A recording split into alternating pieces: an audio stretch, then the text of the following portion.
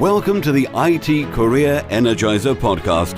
For anyone who wants to build and grow a career in IT, develop and improve your strengths and skills, be inspired and motivated by the successes of others, manage your career progression, and achieve your IT career goals. And now, your host, Phil Burgess. Welcome to the 167th episode of the IT Career Energizer podcast. My guest on today's show is an internationally recognized author, speaker, blogger, and sometime teacher and consultant. He has been working with the web since late 1993 and is recognized as an expert on the subjects of HTML, CSS, and web standards. He is currently a technical lead at non-profit organization Rebecca's Gift and is also co-founder of an event apart, a web design conference for UX and front-end experts. So welcome to the show, Eric Meyer. Well, thank you for having me. I'm glad to be here. So Eric, the very first thing I wanted to ask you about really was the non-profit organization Rebecca's Gift. Could you maybe give us a bit of some background to that organization and your involvement? Yes. My daughter, Rebecca, died of brain cancer on her 6th birthday. And one of the things that we discovered helped our surviving children and my wife and myself recover after a few months after her death was to take a trip together that the kids kind of planned. For people who are familiar with Make-A-Wish, it's sort of like Make-A-Wish, but after a child has died. We don't have the resources of Make-A-Wish, but at any rate, my wife decided to create a nonprofit that would help families who have had a child die take their other children on a trip just to be away for a little bit and to reconnect with each other. So we call me the chief technical officer. That means I'm in charge of the website, basically. Right. It's really led by my wife. In terms of where people can find out about it, can you maybe tell us where to go? RebeccasGift.org.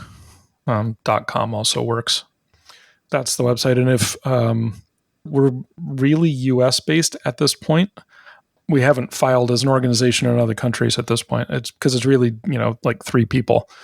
But if, people know of a family that could benefit from this, have them go to the website and submit. The podcast itself is global, so there are plenty of listeners in the US, so I'm sure they'll be able to visit the website and have a look. Obviously, there'll be a show notes page for the episode as well, so we'll provide details of where to go. Thanks.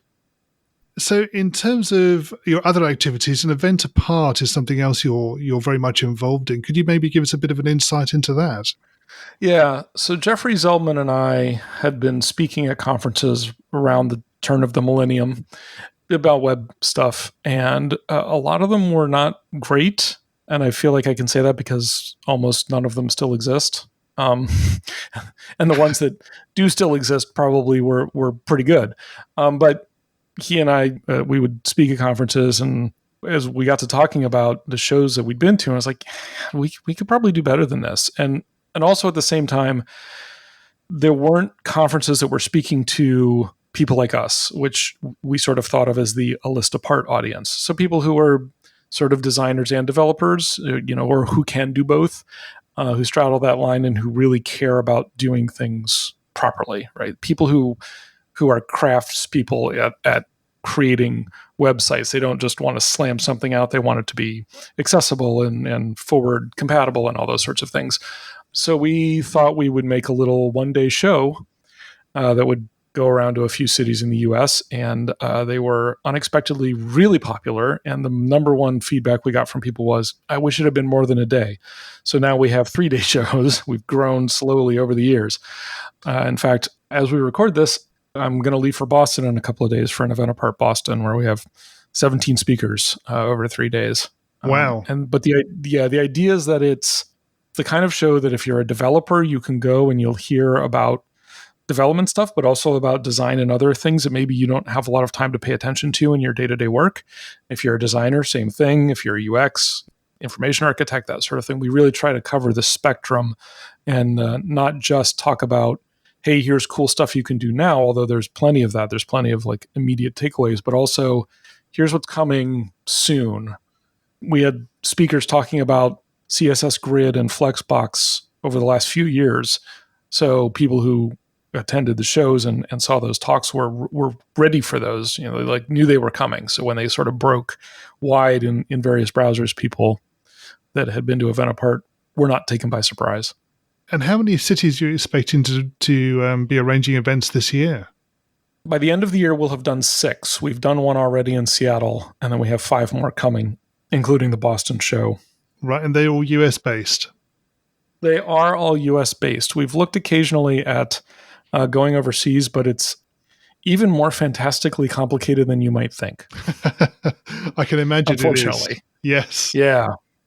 I mean, just the basic sort of one being that if we wanted to do an event in another country, we would have to do all of the legal paperwork and file all the forms to set ourselves up as a business in that country. And that's not usually very cheap. Sure. Yeah. That's just the first thing that has to be dealt with. Sure. So, yeah, they're all US based.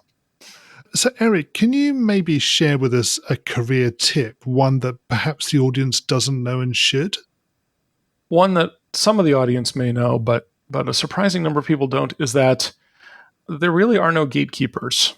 There's really nobody in IT who can make or break your career other than yourself and perhaps your immediate boss.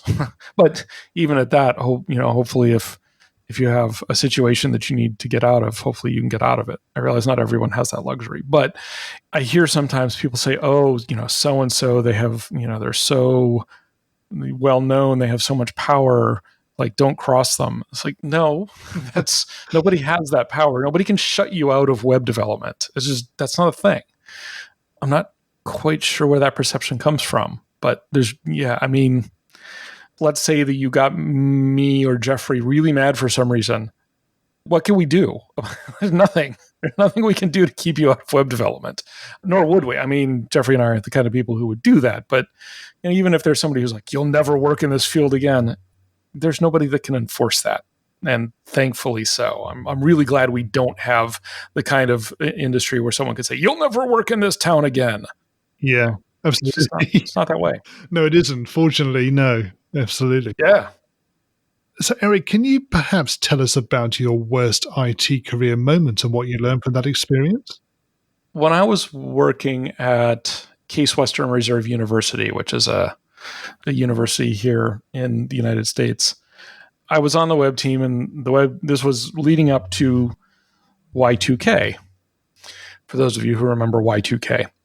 And we decided that it would be funny to make it so that at the stroke of midnight on January 1st, 2000, that the homepage of the website for the university would look like it had been created in the 1900s, right? So like woodcut and frontier typography and that sort of thing. And so we did it, but we hadn't actually asked anybody if we could. And I mean, at the time, web teams were usually a bunch of nerds off in the corner that nobody really paid attention to. And we had this little note on it that said, sort of wink, wink, nudge, nudge, saying, as you can see, the server thinks it's 1900. And it got covered in mainstream press as an example of an actual Y2K error. So the administration was less than pleased. Yes. Apparently, my boss was ordered to fire me. And also his boss was ordered to fire him, neither of which happened. I'm just going to say. Yeah. Nobody actually got fired over this. Yeah. But it did get taken down quickly. And to me, I think it's my worst IT moment because I actually imperiled my boss's job. Yeah. If I had thought for a second, there's no way I would have done it. But imperiling my job, I mean, those are the risks you take, but it's I still feel bad about that. And he's like, we talked recently, and he's retired. He retired from the university just recently after many, many years of service there.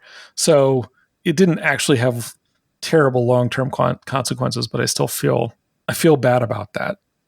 So moving away from your worst moment, can you perhaps tell us about your career highlight or greatest success?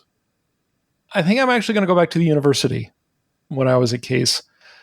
2 professors in the history department there, and actually I have a degree in history from Case Western Reserve University, but 2 of the professors there wrote the Encyclopedia of Cleveland, basically the Encyclopedia of Cleveland History, and also the Dictionary of Cleveland Biography. So these were actually 2 separate volumes. One was a bunch of entries about places and people and events in Cleveland's history, but then the Dictionary of Biography was actual biographical entries about people. So they came to my department and said, we want to put these online. We want to put all of the material online. We want it to be freely available. And we did it. I led that project. We put it all online. It was the first example of an entire encyclopedia of urban history being available online for free. The Encyclopedia of Chicago History had put a few things online, but not the entire text. We put the entire text on. That was the vision that these professors had. And, it's like managing the team, making it happen, and putting that information out there for free.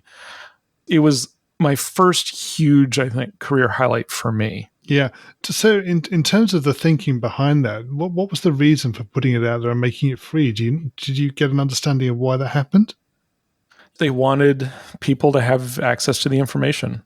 This was 1996, 1997, in that time frame. Yep. When the commercial aspect of the web was growing, but it wasn't like the overwhelming part of the web. And it felt like, we take information, we put it online, and scholars can access it. And I think to them, it was just, look, we published this thing. It's probably sold as many copies as it's ever going to sell, but we didn't write it. I think their thinking was we didn't write it to make money. We wrote it to have this information codified and available to people, scholars who are interested in the history of Cleveland, Ohio, to be clear, since it is a global audience, which is right on the south edge of Lake Erie. And so that was their motivation. And I was 100% into it. I was working for a university, so the university was 100% into it, right? Like it was a way for them to sort of have a thing they could brag about. Look, we put this whole thing online and things like that. So, but it just, I still look back at that as I'm really proud that I did that. There are other things too. I mean, founding an event apart, having it grow, proud about those things. But I think that was sort of my first huge highlight, was that project. So, Eric, what excites you about the future of the IT industry and careers in IT? In my sort of area, which is web design technology, and I'm most focused on CSS, or cascading style sheets, I'm really excited about how it's still growing and developing and gaining new capabilities. That isn't slowing down or stopping, which is really exciting to me. But the thing that actually gives me more optimism than that, sort of at a higher level, is that we haven't had many conversations about the ethics of what we do, particularly on the web. And those conversations are starting to happen. There are people who are studying it closely. There are scholars who are taking serious looks at it and are being heard. I don't want to say that, nobody studied this before now. It's actually that some people are paying attention. When Facebook has ethical lapses, it actually makes news. Yes. Mainstream news. And, whether or not Facebook specifically does anything to clear that up, I have no idea. I know people who work at Facebook who want that to happen.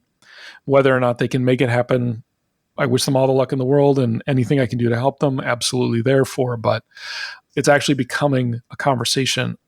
Mike Montero just published a book about design and design ethics, where he takes a very strong stand. People who know Mike Montero will not be surprised to hear that he took a very strong stand. But it's, these are the conversations that need to happen. I talked about it a little bit over the last few years. I've gotten back into sort of the CSS and technical stuff, but these are things that need to be thought about. What is the impact that doing thing X could have outside of the narrow view we have of its ideal use? When people create things, they need to ask themselves, how could this be abused? Yes. Which, you're not making it for people to abuse, and yet it happens a lot. So when it comes to social networking, I saw somebody say some of the questions that anyone who creates a social application of any kind need to ask themselves is, how could an abusive X use this to sort of attack someone virtually or physically, as the case may be. That, and that's just, you might think to yourself, well, gosh, that's not what we're designing for. Okay, but that doesn't matter. So those sorts of questions are definitely being thought about more. And it's a conversation that I think is long overdue. And presumably out of the back of that, of course, there'll be new roles within the IT industry as well that'll sort of pick up on these trends and conversations. That's my hope. Yeah, I really hope that. I hope that a chief ethical officer becomes a thing that people don't even think about because, of course, Google has an ethics officer or whatever.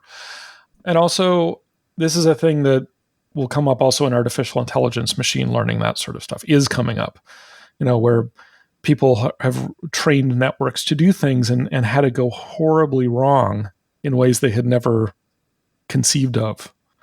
That's driving some of this too, this whole idea of we're going to just dump a whole bunch of data into a recursive neural network and hope it works and hope nothing goes terribly wrong.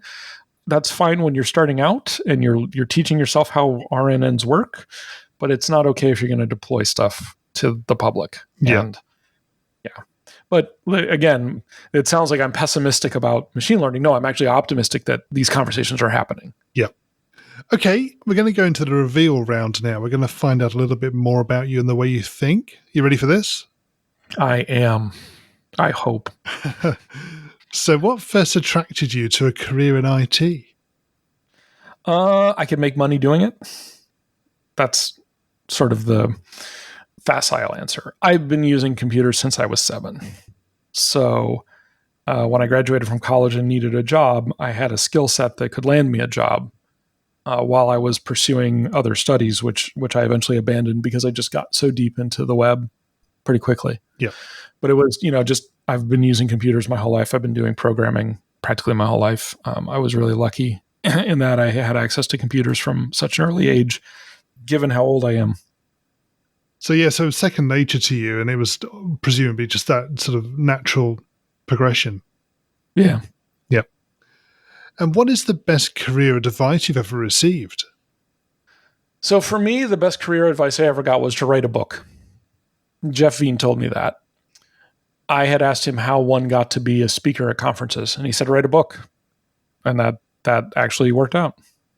For someone who's not interested in being a speaker, I don't know that advice would work as well, but I would say write what you know, even if it's to publish on Medium or your own blog. It was what I always recommend, because I know people who have never written a book, but they got hired by somebody because of a blog post they wrote, where it got a little bit of circulation, and somebody who had an open position happened to read it and said, I like the way this person thinks. I'm going to get in touch with them and see if they'd like this position. And conversely, what is the worst career advice you've ever received? Back at the university, a different boss than the boss who just retired. I want to make that clear. But when I was first playing with HTML and the web, and some other people in the department were working on it with me, our boss at the time said, stop wasting your time with this silly web stuff. We ignored him. Probably a good thing too. Yes. Yeah. If you were to begin your IT career again in today's world, what would you do? Yeah, I probably would have gone to some form of code school or tried to get a degree in computer science somewhere. But mostly I do what I did, which was find things that interested me, dive deep into them and sort of tear them apart and put them back together to figure out how they work, and then share what I knew. Yeah. Which is really what made my career take off.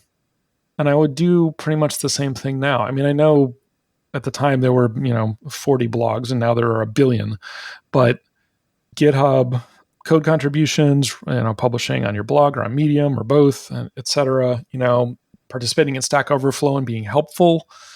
Those are the kinds of things that I would do. That's what I was doing then without things like Stack Overflow existing. I put together a bunch of support information for early CSS and I just published it because I was working at a university and they were all cool with that. And I got a writing job because somebody came past the page and said, that's information that we could use. So. And what career objectives are you currently focusing on?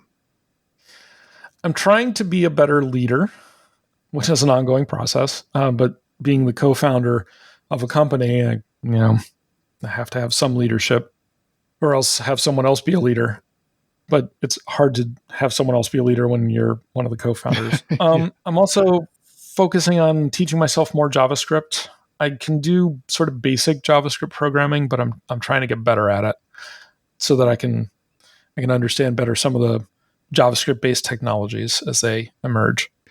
And what's the number one non-technical skill that has helped you in your career so far?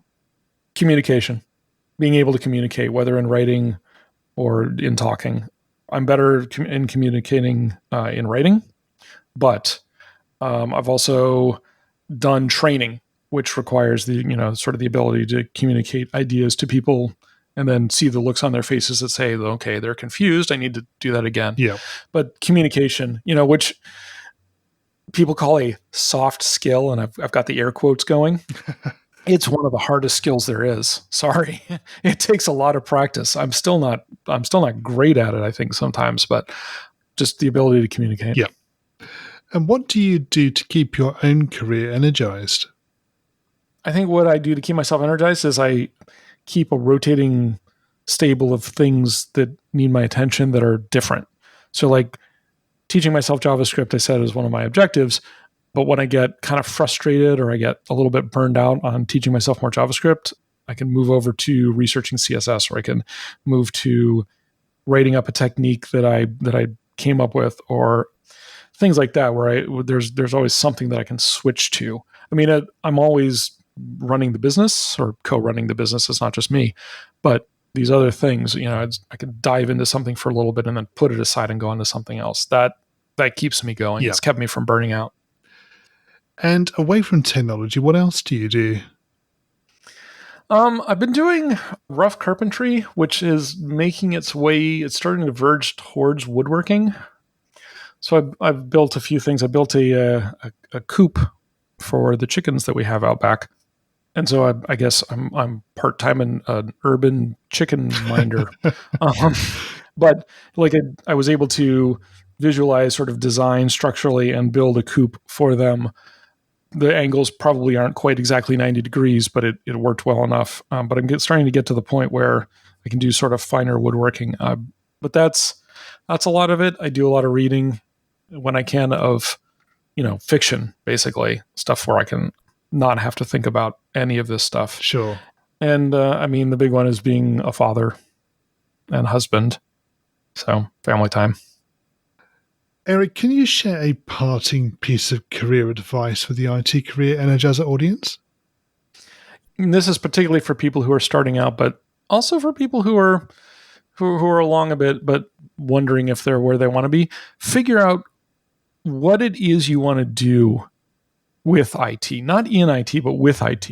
Do you want to spread information? Do you want to connect people? Do you want to make servers run faster so that, what's the purpose for you being in IT? Sort of at a high level, what kinds of effects do you want to have?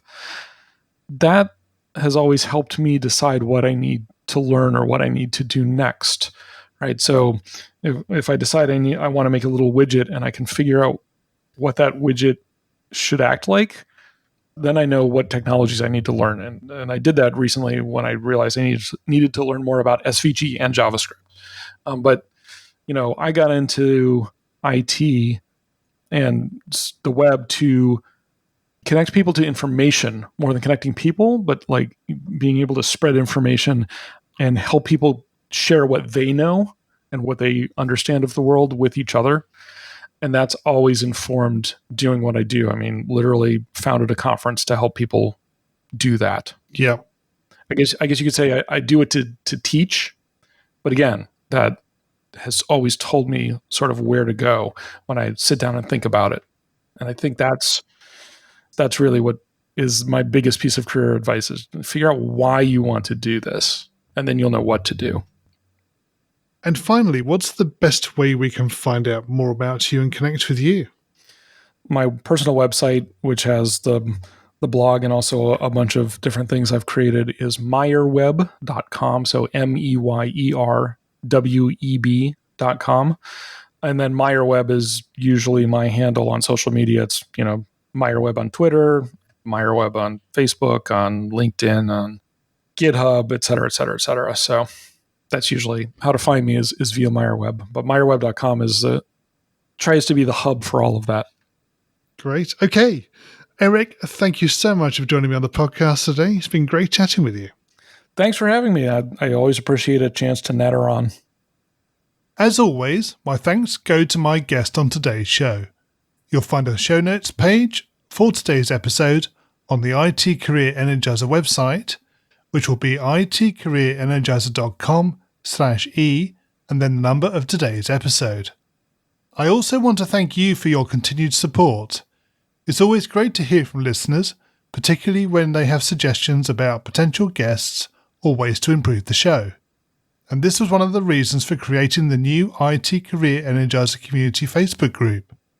I'm really excited about taking the podcast forward, and I hope that you'll continue to support and listen to the show as it continues to change and evolve. Thanks for listening, and remember, if you're not growing your career, you're slowing your career.